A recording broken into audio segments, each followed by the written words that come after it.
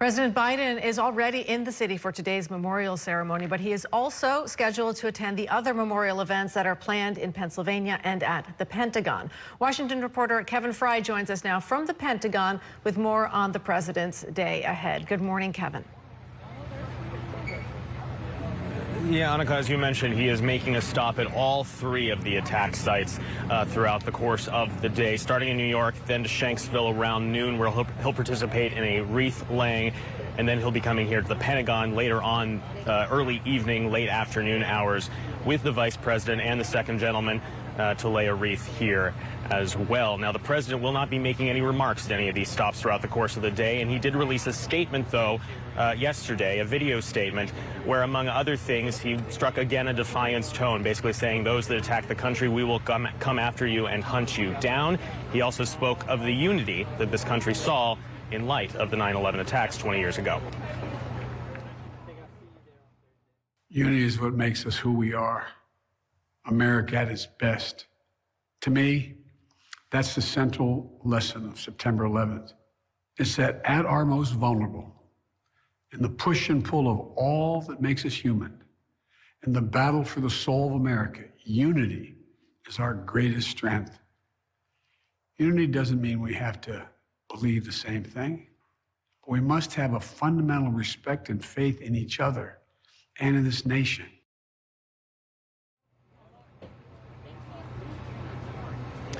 Of course, the idea of that sort of unity today in America, where we have seen such division, both politically and just within the last year or so, as well with the pandemic raging on, is sometimes hard to imagine. Now, the president, of course, is not unfamiliar with these sorts of ceremonies, having gone to Shanksville just last year and attended other events over the years as well.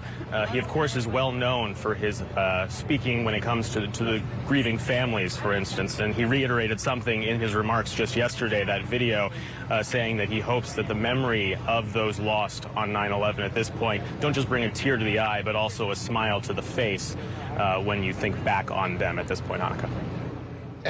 Kevin, I want to jump here. Add some context to this with the war in Afghanistan, something we were really plunged into in the days after the September 11th attacks. Now here we are with the significance of the pullout from Afghanistan, and Joe Biden is still discussing that and answering for that. Right. I mean, the president very much defending his decision to pull out when he did. This is the first time we're having one of these sort of ceremonies, these commemoration ceremonies, that there is not an active troop presence in Afghanistan, not an ongoing war there. And so this is a bit of a different time at the Pentagon, if you will, in that instance. I spoke to a woman who was actually here on that day, and she told me that, you know, they take a pledge to defend the country when they're working at the Pentagon, but they don't expect the war zone to come to them. Obviously, as you mentioned, the president did come under a great deal of criticism for how that withdrawal went out. And obviously, as part of that, the U.S. troops in the American country lost 13 more service members as part of those final days on the ground when we saw that suicide bomber come up to those that were trying to help evacuate people at the Kabul airport. But the president insists at the end of the day this is the right decision, that he does not want to send more people, more Americans overseas to be killed on the ground there. And as you can hear behind me, as the ceremony is we're gearing up for in about a little over an hour now, they just started playing some music, some pre-ceremony music here, Pat.